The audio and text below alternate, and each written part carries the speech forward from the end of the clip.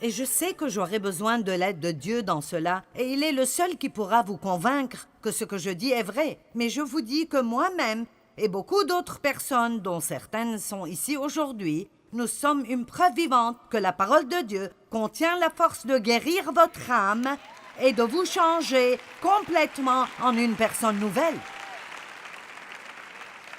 Vous n'avez pas à rester une victime de quoi que ce soit. Alléluia. Oh, voyons ce que nous avons ici. Oh, ouh. L'amour de Dieu, je me demande ce que ça pourrait me faire. Contre la culpabilisation et la honte. Prenez-le jusqu'à ce que tous les symptômes aient disparu. Si vous faites une rechute, rechargez et prenez-en plus. Rechargement gratuit et illimité. Wow! Docteur Jésus, alléluia. Oh! Oh!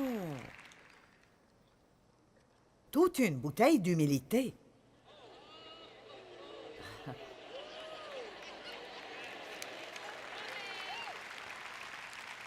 Prenez-en pour l'arrogance, l'orgueil et la prétention. Prenez-en pour le jugement et le criticisme.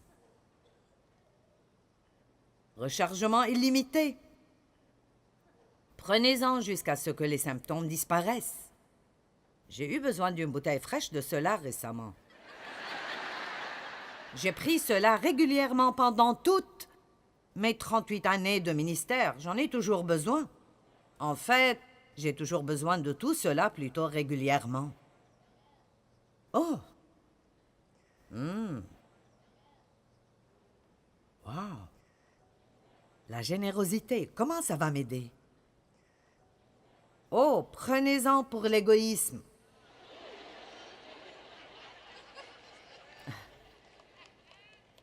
Wow! Prenez-en jusqu'à ce que les symptômes disparaissent. Vous savez quoi? J'étais si égoïste et égocentrique, et j'étais né de nouveau, baptisé par le Saint-Esprit et dans le ministère, et j'étais si égoïste et égocentrique. Et j'étais si malheureuse, et je ne savais pas pourquoi. Je pensais que c'était la faute de Dave. Je pensais que si mon ministère grandissait, j'aurais été heureuse. Et si mon dos ne me faisait pas mal, j'aurais été contente. Je pensais que si j'avais plus d'argent, j'aurais été contente. Si mes enfants agissaient mieux, j'aurais été heureuse.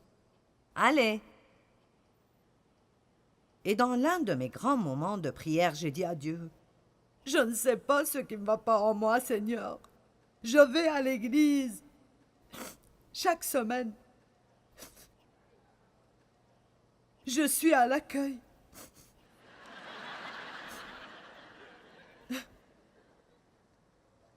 Je ne sais pas pourquoi je suis si malheureuse. » Et je vous le dis, vous pouvez dire ce que vous voulez à propos de si Dieu nous parle ou ne nous parle pas, mais Dieu m'a dit,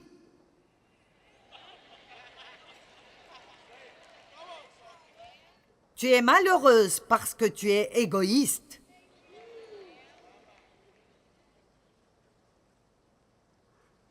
Alors j'ai commencé à étudier l'amour et à étudier, et à étudier, et à étudier, et à étudier, et je l'étudie toujours. Apprenez à être des personnes généreuses. Ne faites pas le moins que vous puissiez faire. Faites le plus que vous pouvez faire, et faites-le exprès. Je vais fermer l'armoire pour 1 minute. Hébreux 4. Vous me suivez toujours? Est-ce que ça va au-delà de vos cerveaux pour arriver à votre esprit? Car la parole de Dieu est vivante et efficace. Vivante et pleine de puissance. Il n'y a qu'une seule chose qui sort la mort dans nous, et c'est la vie. Elle est active, opérante, revigorante et effective, plus tranchante que toute épée à double tranchant, et pénétrant jusqu'à la division de l'âme et de l'esprit, des jointures et de la moelle, des parties les plus profondes de notre nature. Elle expose, trie, analyse et juge les dispositions et les pensées du cœur. Laissez-moi vous demander, parfois quand vous allumez la télé, et je vous prêche tôt le matin, est-ce que vous ressentez que l'on opère sur vous? Vous traversez une sorte d'opération de l'âme? C'est ce que la parole fait en moi. Elle ne me fait pas toujours me sentir tellement bien. Laissez-moi vous dire, quand j'ai commencé à vraiment étudier la parole, c'était affreux, parce que tout ce que je lisais, j'en avais besoin. J'avais un problème avec la parole entière. Après chaque sermon que j'écoutais, je me sentais condamnée. Je ne connaissais pas la différence entre la conviction et la condamnation. Alors si j'écoutais un message à propos de « tu parles trop », et puis je faisais un plan charnel, c'est décidé. Demain, je ne dirai pas un mot.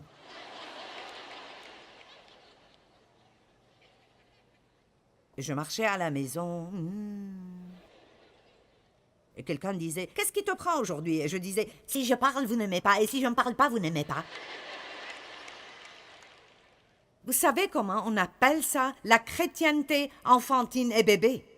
Je ne savais pas que ce que je devais dire était « Oui, Seigneur, tu as raison, je suis convaincue. Je dis beaucoup de choses qui blessent les gens, et je dis beaucoup de choses qui me blessent à moi, et je veux changer, et je te demande de me changer, et j'irai à ta parole, et je prendrai mes médicaments. »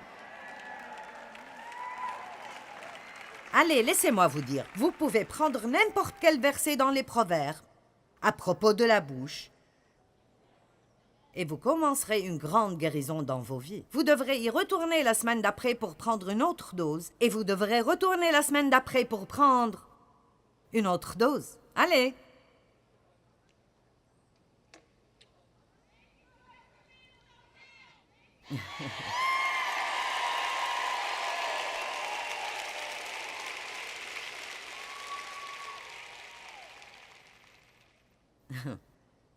Vous savez, ce que j'ai fait aujourd'hui entre les sessions, je suis allée manger, mais après, je me suis arrêtée à un magasin et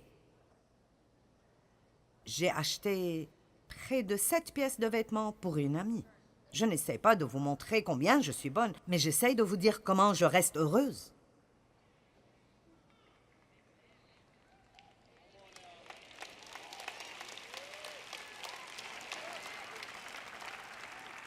T'es-tu acheté quelque chose? Oui, je me suis acheté 2 ou 3 choses. Mais je vous dis la vérité, j'ai découvert que la seule façon d'être heureuse est d'être agressivement généreuse.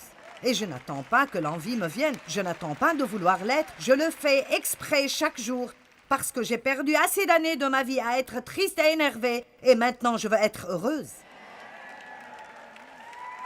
Alors chaque jour, je me réveille et je prends une grande cuillerée de générosité. Oh, où est-il passé? Oh! Oh, mon Dieu! Ah, le voici. J'ai pensé que je devrais aller pour en acheter plus. Est-ce que quelqu'un comprend ce que je dis?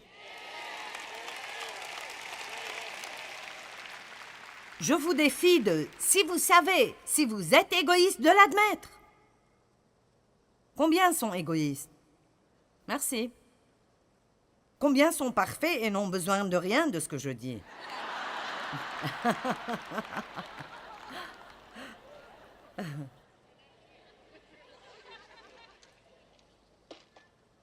Wow!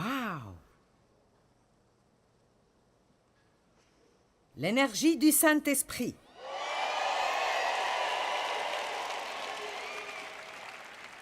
Prenez-en pour la paresse aussi souvent que vous en avez besoin. Jusqu'à ce que tout symptôme disparaisse. Wow! Rechargement illimité, Docteur Jésus. Wow! Oh oh! La sagesse. Prenez-en pour la stupidité aussi souvent qu'il le faut.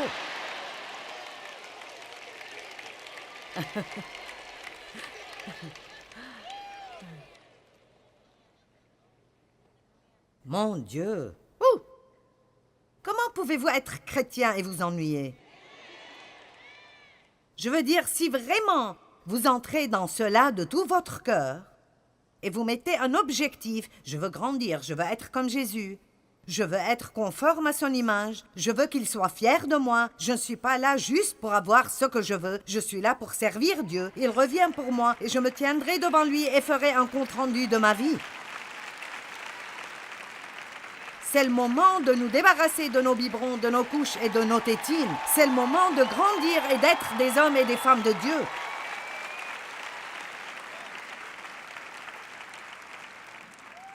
Au moins, si vous ne voulez pas prendre vos médicaments et voulez rester malade exprès, admettez-le et dites « J'ai tellement de problèmes parce que je ne veux juste pas changer. »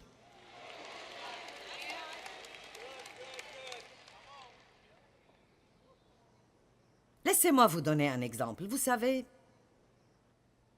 je me souviens qu'une fois, Dave et moi nous disputions et je me suis tellement énervée contre lui.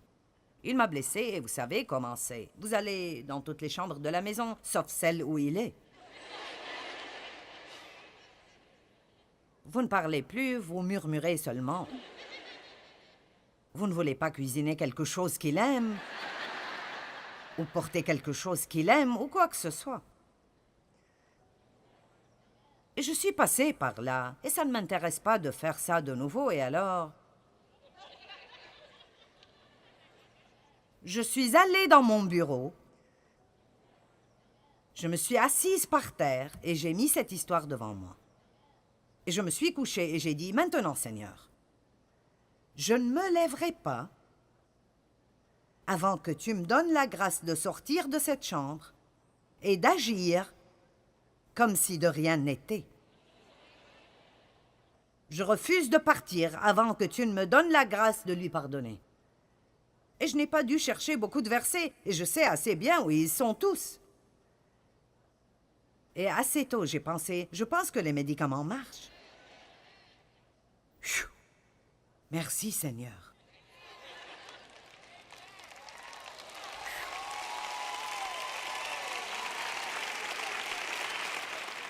Eh bien, chérie, que veux-tu regarder à la télé ce soir? Je t'amène quelque chose à boire?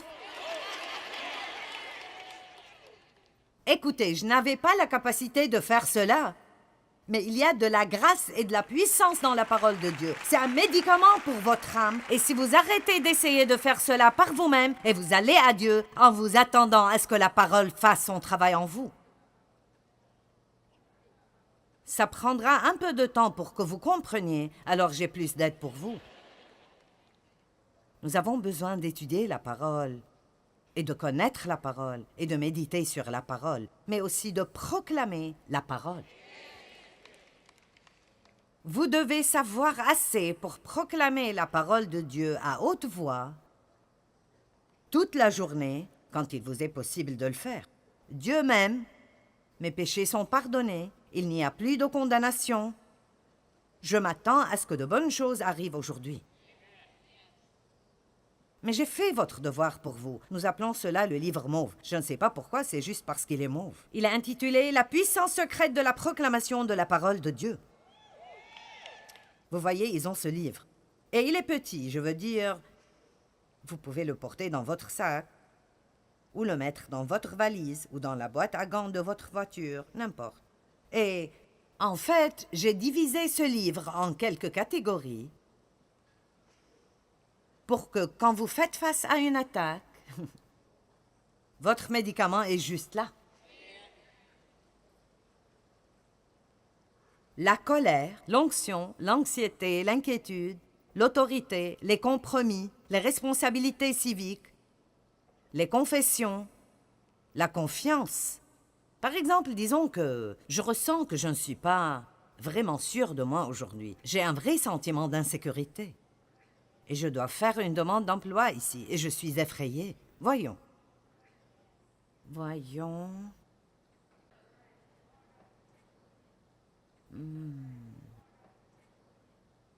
La voici. J'ai mis cela à la première personne du singulier. Donc on y va. Je suis déterminée et rassurée. Je ne suis pas effrayée ni découragée, car le Seigneur mon Dieu est avec moi où que j'aille. Avec ton aide, ô Seigneur, je peux avancer contre une armée, et avec mon Dieu, je peux grimper un mur. J'ai confiance, je m'appuie, et je suis confiant en le Seigneur, et je ferai le bien. Ainsi habiterai-je dans sa terre, et je me nourrirai sûrement de sa fidélité. Mon cœur est fixé, ô Dieu, mon cœur est droit et confiant. Je chanterai et me réjouirai en le Seigneur. Et vous continuez juste à prendre ces médicaments, jusqu'à ce que soudainement...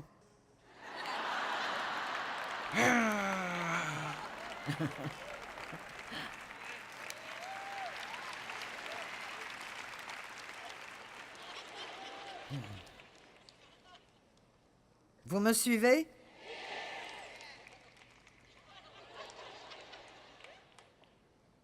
Vous vous réveillez le matin.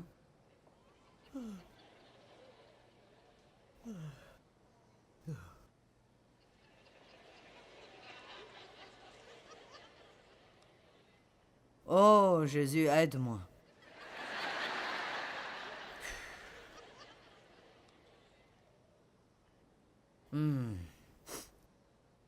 La paix. Oh! Prenez-en pour l'anxiété, l'inquiétude et l'irritabilité. Prenez-le jusqu'à ce que tous les symptômes disparaissent. Seigneur, aie pitié. Oh, je pense que c'est ce que je pense que c'est. Qu'est-ce qui vient dans les bouteilles bleues?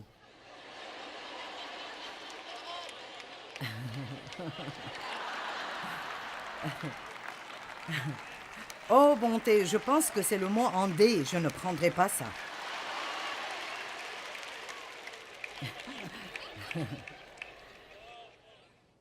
Je veux dire, allez, que faites-vous si vous vous levez le matin et vous sentez comme si un camion vous est passé dessus? Trouvez ce paquet de médicaments. Combien d'entre vous doivent prendre des médicaments chaque jour? D'accord. Combien d'entre vous en prenez? Ah, si vous les oubliez, êtes-vous jamais retourné pour les prendre? Si vous en êtes à court, vous allez en amener plus. Vous vous assurez d'arriver avant que la pharmacie ne soit fermée. Nous sommes vraiment radicaux quand nous avons quelque chose dont nous pensons que ça éliminera notre douleur. Eh bien, tout ce que je demande est que nous soyons même juste à moitié aussi radicaux concernant nos poisons de l'âme que nous le sommes à propos des choses qui nous rendent misérables dans la chair et que nous commencions à vraiment regarder la parole de Dieu comme le remède pour votre âme. Écoutez cela. Oh, j'ai tellement de choses ici. Je pourrais prêcher 40 messages. La traduction d'Isaac Lizer de l'Exode 15-26 dit « Je suis le Seigneur, votre médecin. Le médicament que je prescris est ma parole. »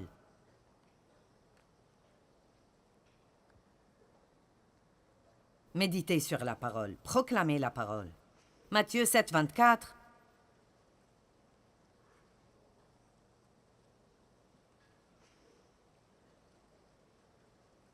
Celui qui écoute ce que je dis et qui l'applique, obéit à ma parole, ressemble à un homme sensé, prudent, pratique, sage, qui a bâti sa maison sur le roc.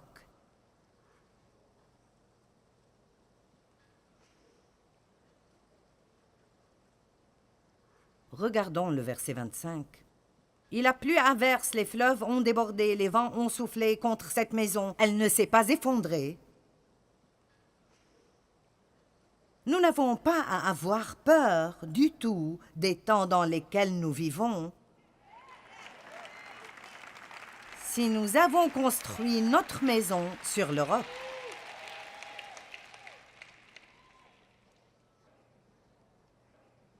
Elle ne s'est pas effondrée car elle est sur le roc. Mais celui qui écoute mes paroles sans faire ce que je dis ressemble à un homme assez fou pour construire sa maison sur le sable. Il a plu à verse, Les fleuves ont débordé, les vents ont soufflé avec violence contre cette maison. Elle s'est effondrée et sa ruine a été complète. Les 3 petits cochons. Il était une fois 3 petits cochons.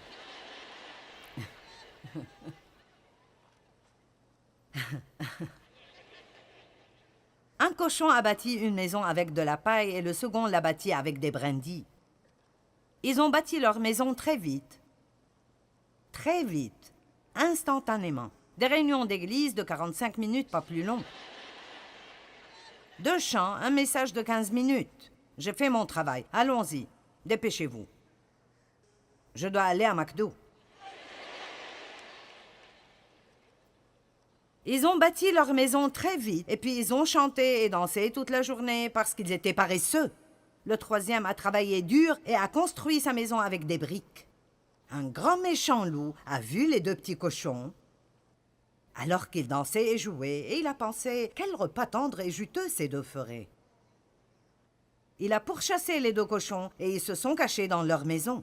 Le grand méchant loup est arrivé à la première maison et il a soufflé et la maison s'est écroulée. Le petit cochon effrayé a couru à la maison du 2e cochon et elle était faite de brindilles. Et le grand méchant loup est venu vers cette maison et il a soufflé et la maison s'est écroulée. Les 2 petits cochons, terrifiés, ont couru à la maison du 3e cochon faite de briques. Et le méchant loup a essayé de souffler pour faire écrouler la maison, mais il n'a pas pu. Il a continué d'essayer pendant des heures, mais la maison était très forte et les petits cochons étaient saufs à l'intérieur.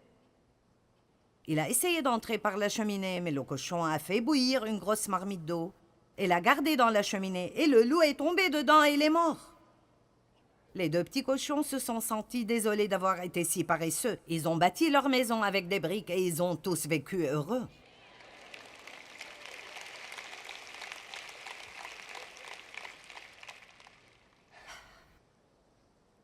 Apocalypse 19.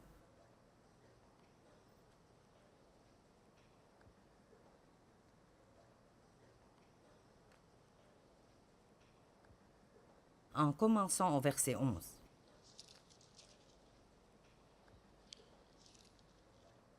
J'ai lu ceci ce matin et j'ai voulu me mettre debout dans ma chambre d'hôtel et crier à haute voix. Là-dessus, je vis le ciel ouvert. Et voici, il y avait un cheval blanc. Son cavalier s'appelle Fidèle, digne de confiance, loyal, incorruptible, droit et véritable. Il juge avec équité, il combat pour la justice, la sainteté, la vertu et la droiture. Ses yeux flamboient comme une flamme ardente. Sur sa tête étaient plusieurs couronnes et diadèmes. Il avait un titre, un nom, écrit que personne d'autre ne connaît et ne comprend. Et il était revêtu d'un vêtement teint de sang. Le titre par lequel il est appelé est la parole de Dieu. La parole de Dieu. La parole de Dieu. Et le titre par lequel il est appelé est la parole du Dieu vivant. Et Christ,